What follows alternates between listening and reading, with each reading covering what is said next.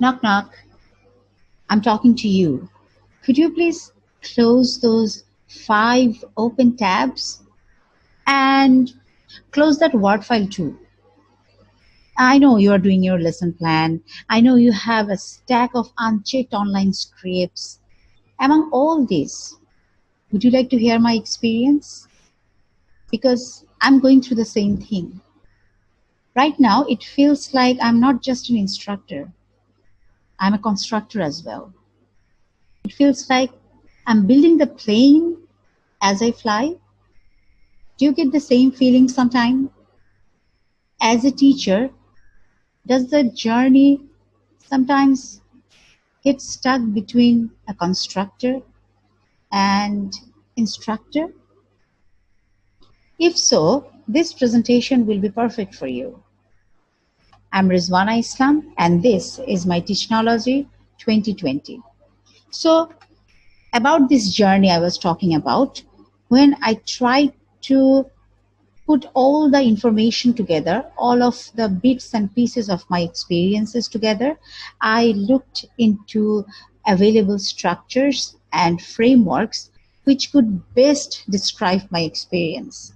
And that brought me to TPAC framework with 7 domains. Here, I can focus on what to teach, how to teach, what tech tools I can use to teach, and how can I teach a specific content using technology, how can I teach a specific in a specific way using technology. All of these points kept coming to me when I was looking at this framework. In today's presentation, this TPAC framework will work as baseline to describe my experience within a perfect structure.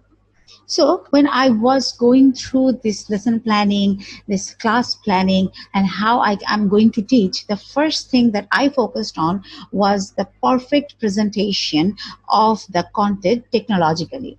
So if I'm trying to teach descriptive writing, I tried to find some good pictures, and then I found this website called windowswap.com. Now, if you get into the website, you can look at different people's view from different people's window, and that is amazing because you get to look at different parts of the world, at different cities, different villages. So that is one of the thing I did, finding a perfect website where the content was presented properly. When I was trying to talk to my students about presentation skill, I thought TED Talk was a very good idea. Definitely, it is important to first choose the content you are going to present in front of the student, and what sort of tech tools are available to present this content, and in which website this content has been presented nice and smoothly.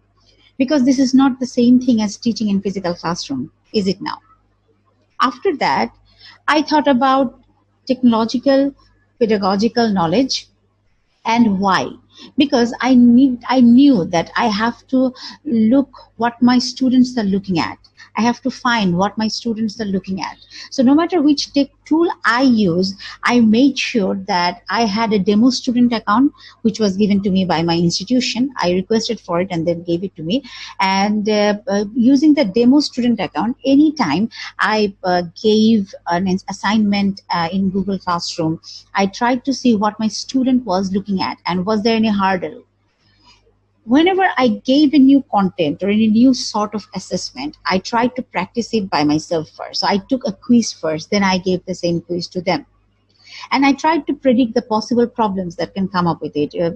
The type of device they're using, and maybe the electricity problem, lots of problem could come. And I tried to predict those problems.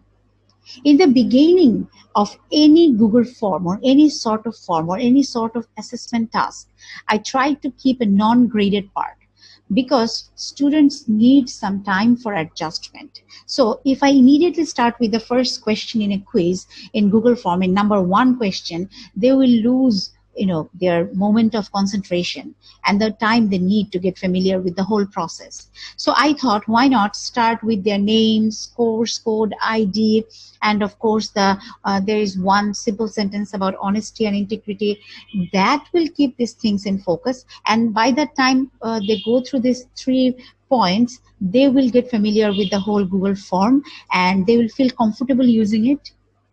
Also, I had to make plenty of video tutorials because some of them were not available in my native language. And another problem was this educational tools, the apps, they keep getting updated again and again. And it is very hard to keep track of the latest update. Plus, if I try to find the generic video tutorials online, I have to give a lot of time and energy for that one as well. And I may not find them in my native language. So it was easier for me to prepare my own tutorials.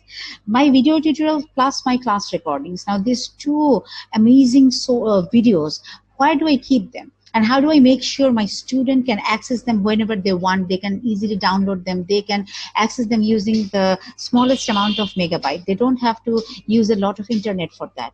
So I started using YouTube. I made my own YouTube channel. I created my own YouTube channel and started uploading those content, those video tutorials, and those recording of classes. Of course, I made sure that those are unlisted so that I can share the link with my student and then they can go through it. It's not public at all. Other than that, I again had to look at technological knowledge. The reason was I can't expect my tech-savvy student to be tech-skilled overnight. The student who knows how to tag someone on Facebook may not know how to tag someone in Google Classroom. One of my video tutorial was about tagging someone in Google Classroom. In that tutorial, I kept 2 pages open side by side. One was Facebook page and another one was Google Classroom page. And I showed them that when you are using Facebook, you use that @ sign and tag someone by writing their name. But when you're using Google Classroom, you're using that plus sign and then you are writing the name of someone, and this is how you can tag them. I didn't use a lot of technological tools, a lot of apps. I know about those things. I like a lot of those apps, but I always thought if I use a lot of those apps, my students usually need a day or two to get accustomed to the question, to the app, to the software, to the website I send them or I show them. So if I use more, it will create new hurdle for them, and they will need a lot of time to get accustomed to the whole process. Again, it's all about the learners. So I tried to connect with them. I got some of my best ideas from them. Now, they don't use educational technological tools, but they do use some tech tools, right? They know about some nice screen recorders. So I asked them about good screen recorders. I asked them about their choice of website for converting videos or converting audios, and they talked to me about it. Of course, I made sure when I was doing these things that if they can use these websites or apps in their devices properly. Now, in my university, students I have students who joined by using only a smartphone, or some students who have a MacBook. Now, when you have this differentiation, having learner differentiation is one thing, but having technological tool differentiation or device differentiation, that is another concern. So I made sure that no matter what I use, this is compatible for all the devices available. I always believed in the fact that no matter what sort of tech tool I'm using, students need to finish that task. If they feel that this task is difficult or the tool is difficult, instead of choosing another or replacing this tool with another tech tool or another web application, we should try to finish that task first. I can scaffold a lot, even I can show it to them how to finish it, but they need to do that completion. They need to go through completion of the task. All in all, I've thought about how to make this lesson more interesting. Of course, tech tools came to mind and technology was a big issue for me. But of course, I had to focus on the pedagogical content knowledge. How am I teaching them? Number one thing that I focused on, that if they can share something which is around them. When I was teaching descriptive writing, of course, I talked about that windowswap.com. Then again, I told them to describe the room where they're sitting in, or the view from their window. If you remember what I said before about the windowswap.com, that showed them other people's view from other people's window. And then I told them, what do you see when you look outside your window?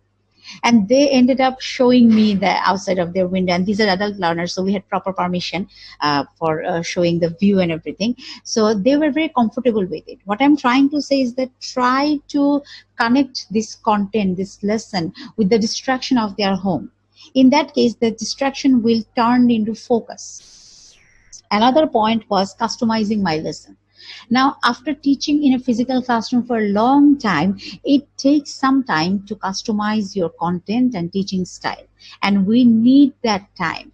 And we need to give ourselves that time. And we need to accept the fact that no matter how simplified the content is or how simplified the teaching style is, still it needs some sort of customization. After everything else, the last thing that I'd like to share with you was my reflection.